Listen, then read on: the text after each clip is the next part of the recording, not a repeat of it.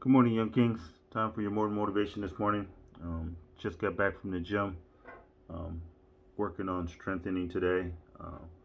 Probably do a little more strengthening and core workout. Give my legs a break and probably start working on my legs as well so I can develop some more endurance in them. But especially the seasons has changed. It was a nice day to run, but my legs just were a little sore. So I decided to work on strength today.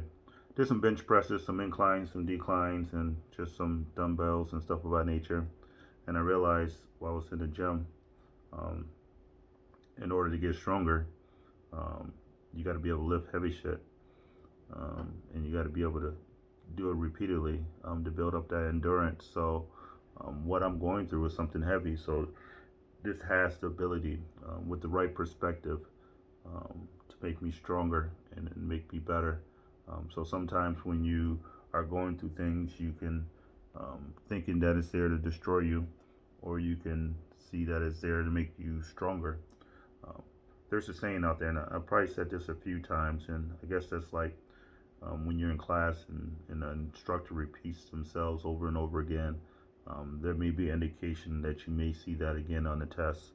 And life is a big test to see if you're learning what you are supposed to be learning. And I tell you what, I failed so many classes that now it's going to behoove me to apply some of the things that I've been saying that I understand and know.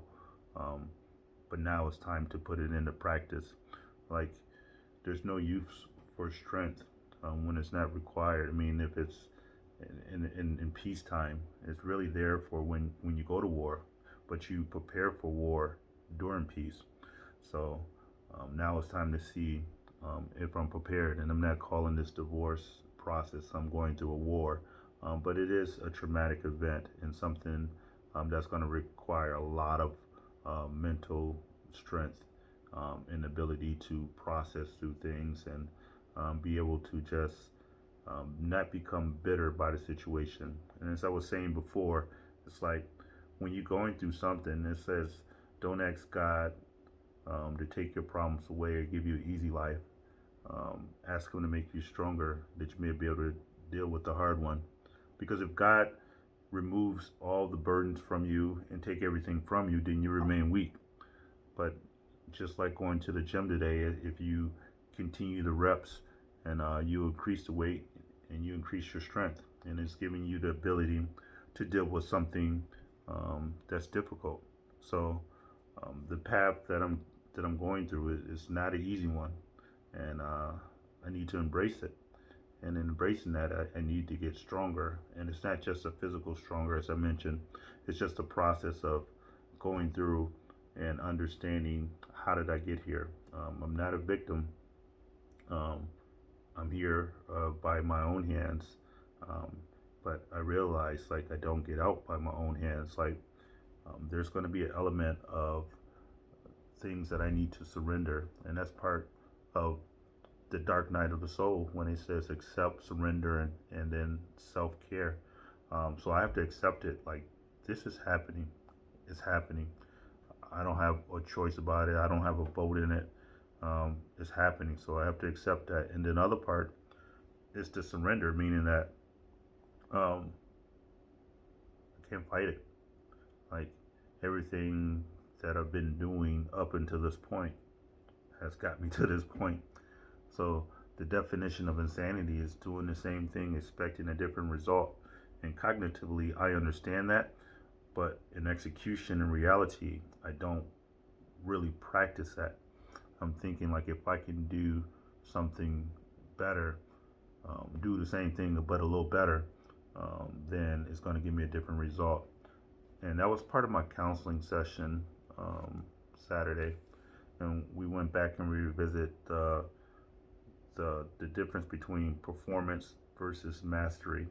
And she asked me how I was doing on there, and I had to be honest with her. I says, I feel myself trying to transition from a performance-based living to a mastery, but I was honest. I says I feel like I'm deceiving myself in the process of that transition. Like I can't say like I understand like performance is external and is comparing yourself to other and it needs validation. You're doing something for approval, you're doing something for acceptance. And then mastery is doing something internal, is comparing yourself to, are you better than you were yesterday? And are you progressing? Are you getting better?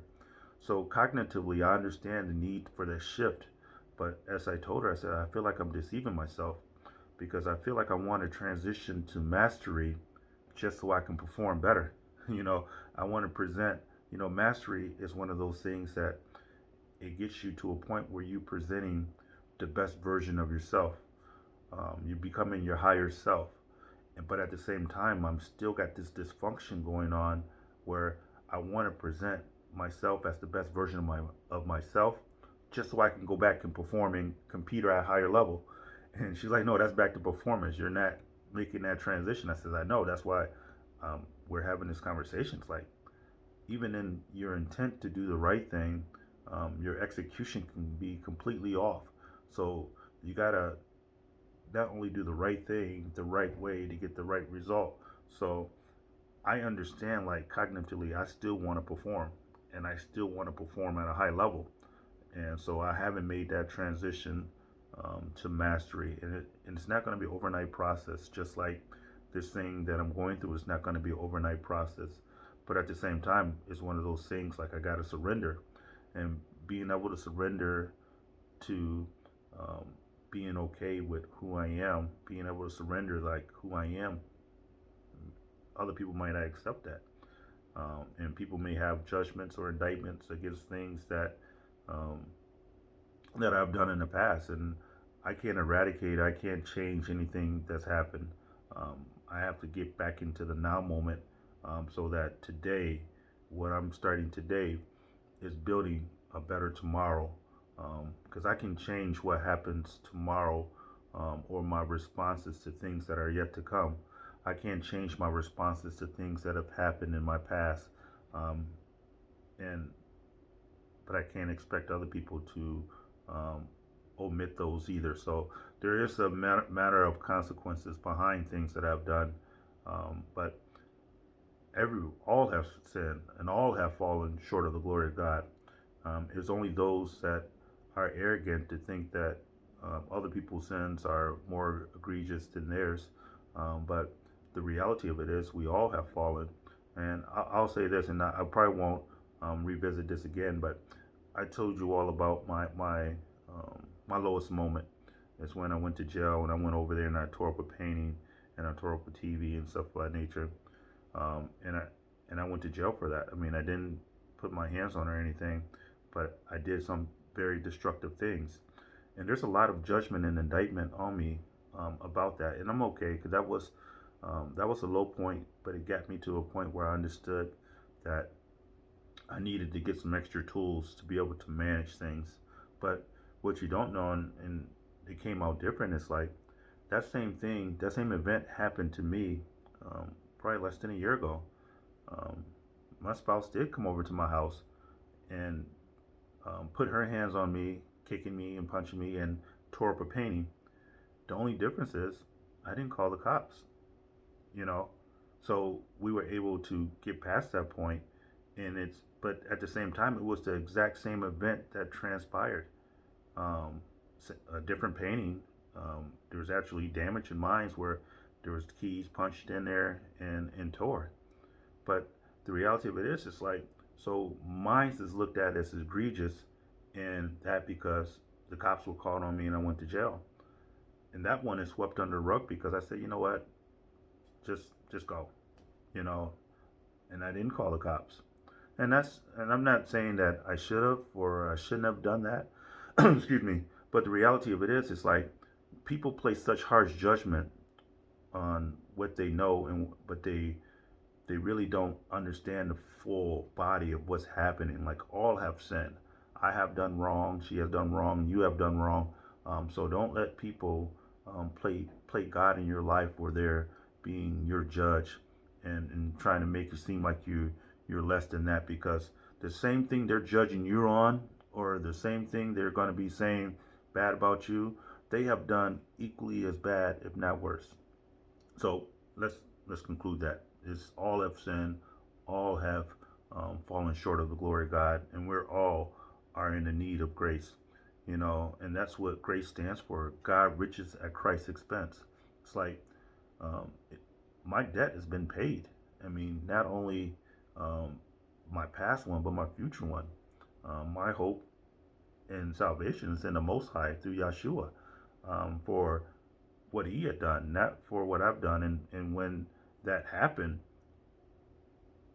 many years ago, He knew that this was going to happen in 2020.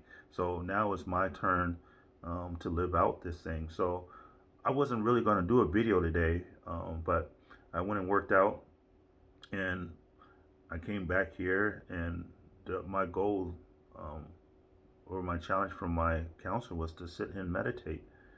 So I came here and I sat in my chair and I was just still. And I tell you what, I got to really practice on that because it's still challenging for me to just sit and be still. So I'm going to practice and doing more of that and try to switch some things around. But as I stopped my meditation, my Bible was open on my desk, and I wish I could have planned something like this, but it wasn't planned. Like I was gonna go and I was gonna read the proverb of today. It's the 26th. Shout out to my grandson Alex. He turns 2 today, so hopefully get to spend some time with him today. But anyways, when I was going through and finishing my meditation, like I said, I was going to turn to Proverbs 26 and just read through it. But my Bible was open right there and had a card in there for Psalms 91. And those who are familiar with Psalms 91 and those who are in the military understand, like, Psalms 91 is that prayer of protection when you go off to war and you go on a deployment. That is the psalm that gives soldiers and people that are enduring hardship extreme comfort that what they're embarking upon, it gives them courage to go ahead and do it. So as I was reading Psalms 91, I wanted to know the author of it, because most people think David penned the Psalms, and there's a good portion of it that he did pen. But this psalm was penned by Moses. And what's significant about that is, like, he penned it during the 40 years of wilderness. So he was out in a place where he was in distraught and going through a lot in his life and had to question his path and if he was traveling the right way. And for those who are familiar with him, it's like he was wandering in the wilderness, trying to lead people out of captivity, and he tried to lead them to freedom, but that freedom didn't come overnight. So it didn't like they left Egypt from bondage and they automatically were free the next day.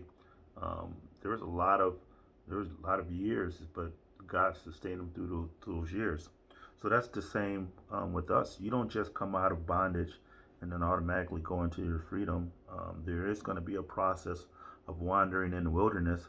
So that wilderness period is a defining classroom. I mean, that's like algebra or chemistry. I mean, it's like whatever class that is extremely difficult for you to grasp.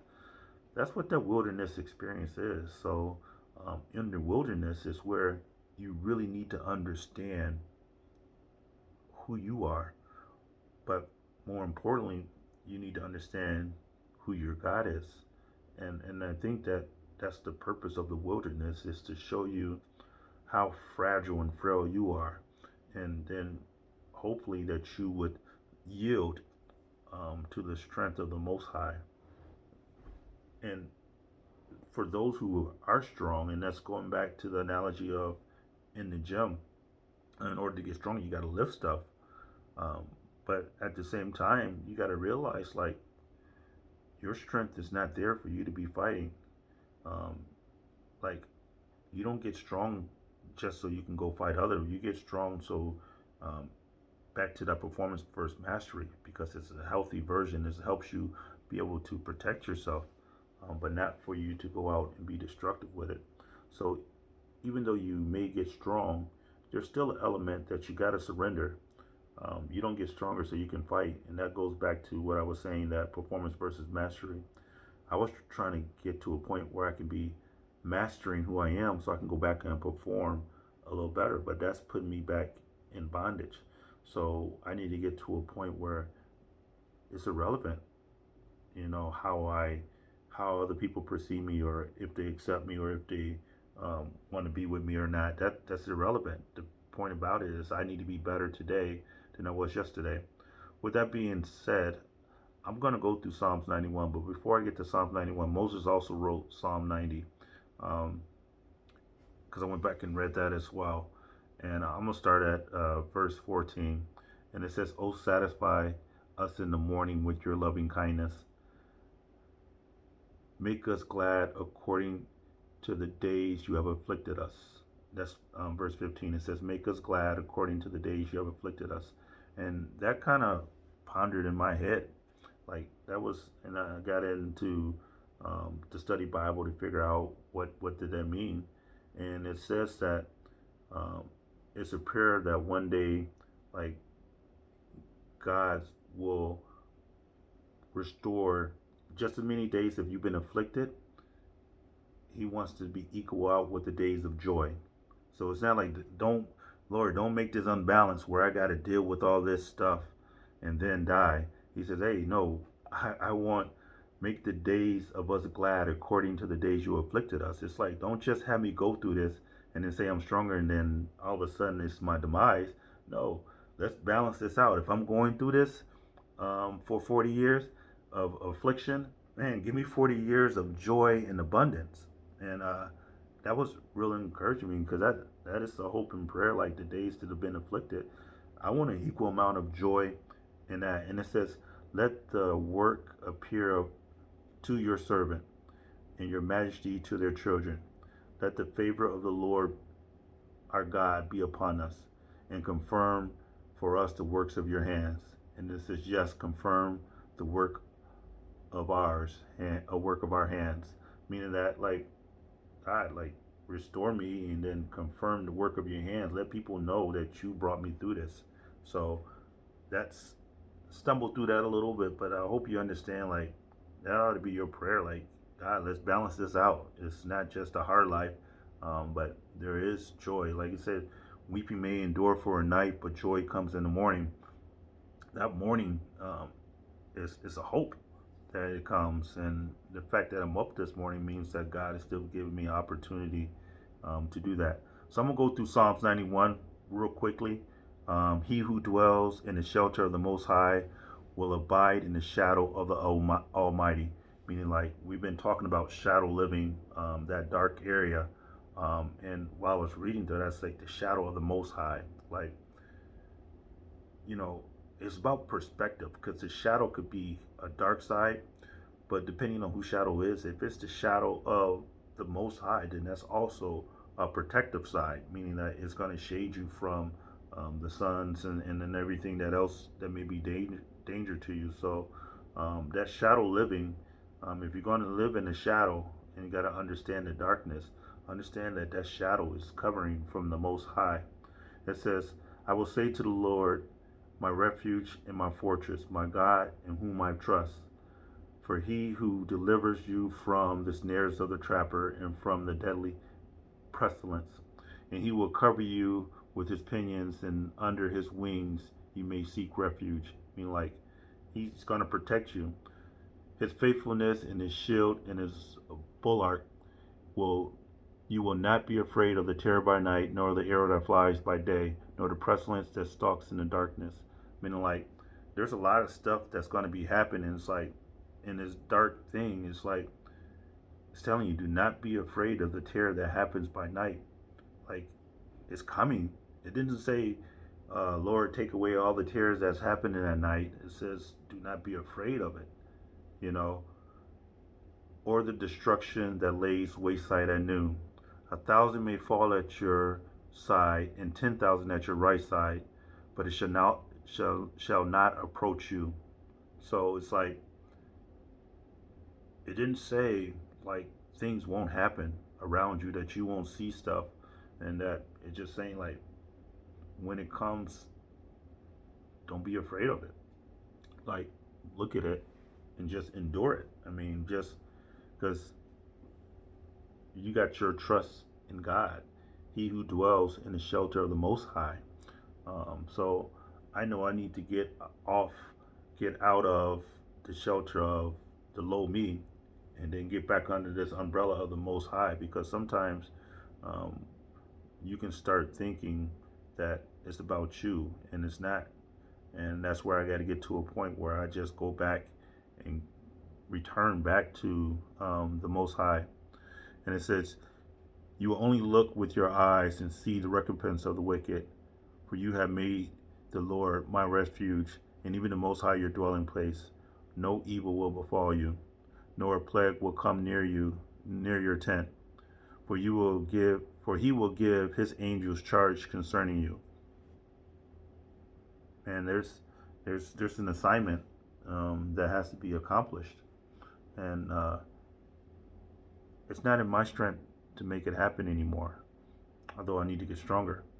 Like, this is all a part of the plan, and I'm sure God didn't intend me to be in this fallen state, but He's able to put me back on that wheel and mold me and make me into a better man, to guard all your ways. So He's going to give His angel charge concerning you to guard all your ways, that you will bear up their hands, and that you do not strike your foot against the stone.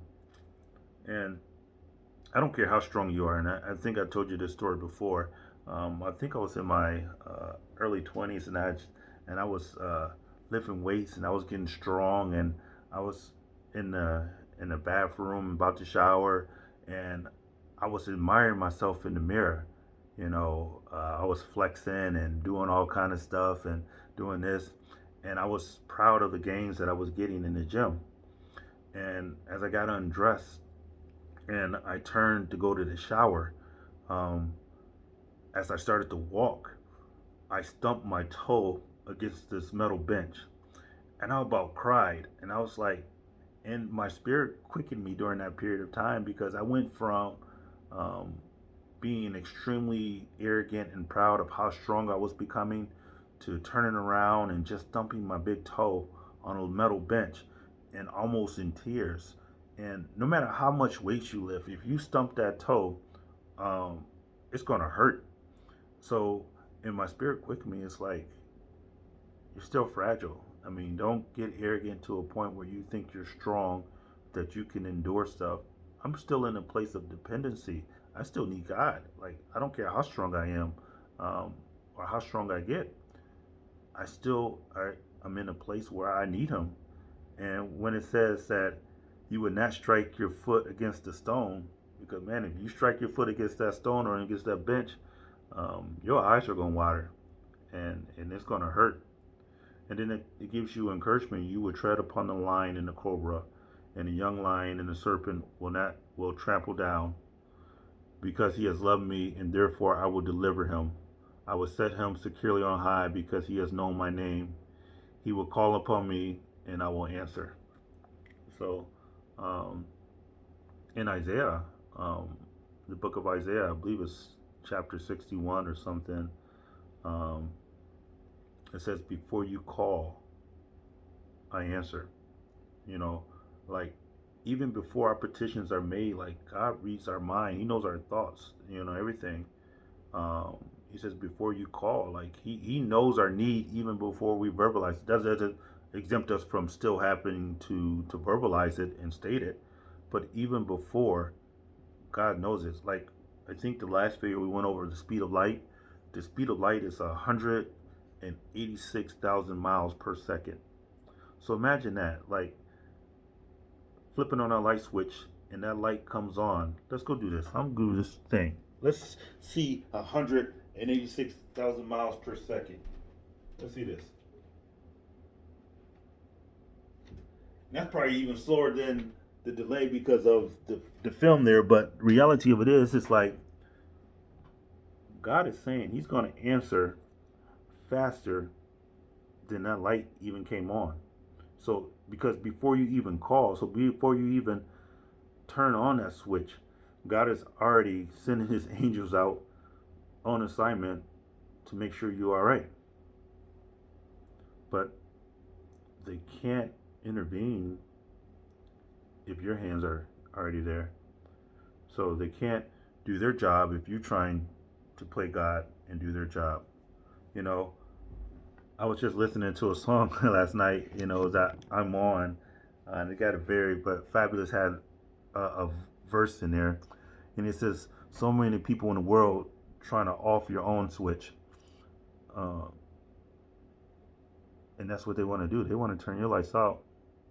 My switch is on, and people are trying to off my own switch, and I just got to make sure that I get back into the shelter of the Most High, and that I'm able to abide in His strength and not mine.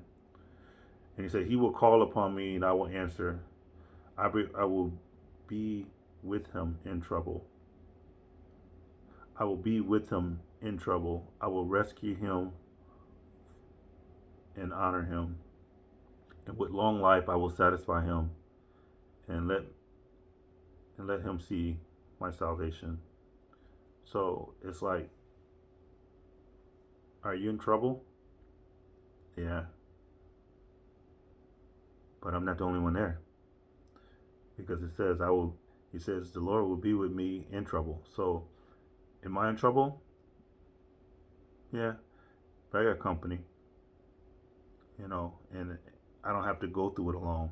Although I'm going through it alone. There's comes to a point in time where you do need to be removed, and you do need to have your time set aside to hear, and not only hear but listen, and not only listen but then apply. Like, during this process of what I've been going through, um, I still haven't increased my readings like I said I was.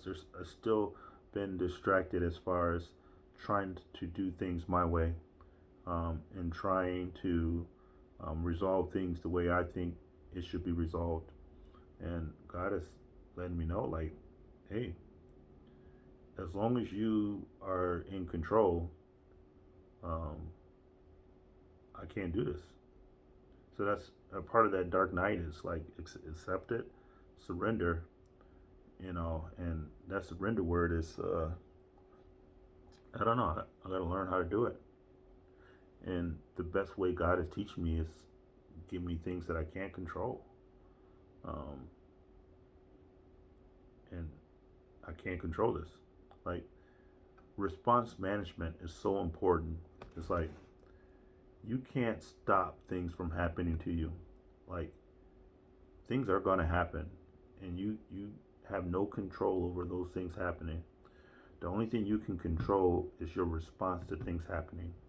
So, response management is essential. You really got to start mastering your ability of how you respond to things, because that's where your true strength comes from, and that's what I need. I don't need artificial strength. I need authentic. So, young kings, I challenge you to be um, authentic in your assessment of your strength, and even if that means you acknowledge that you're weak, um, because when you're weak, then you can really receive help. And as I said on a few videos, like, even now, what I'm going through, it's not coming from an information deficit, because I can go back and listen to my videos where God was telling me, like, hey, my strength doesn't begin until yours end.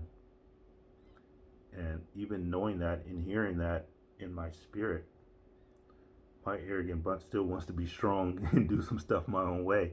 So it gets to a point in life where you gotta, like, accept help.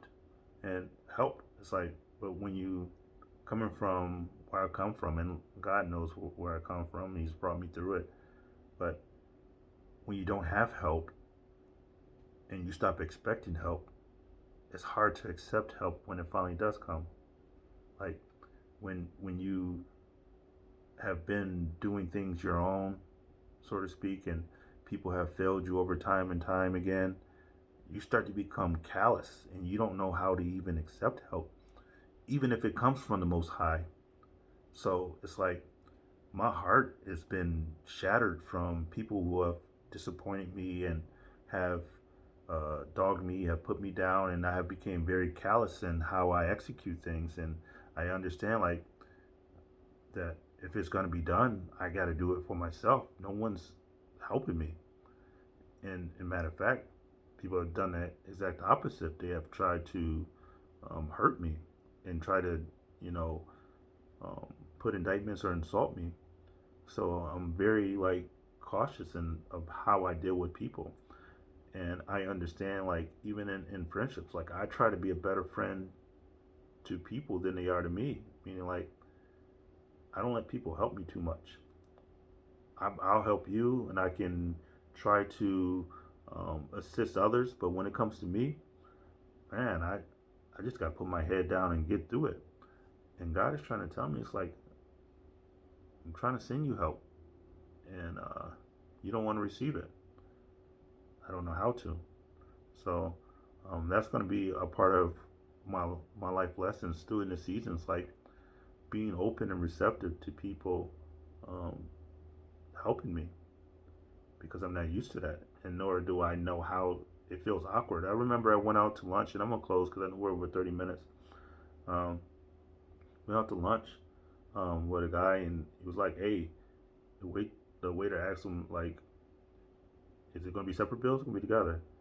And I'm used to always saying, "I'll get it," you know. And he's like, "No, I got it." And I felt so awkward that he bought lunch for me. It's like, you know, I can't be sitting here eating for free with you, and like I couldn't even receive it. Like it's hard for me to even get to a point where someone can buy me lunch.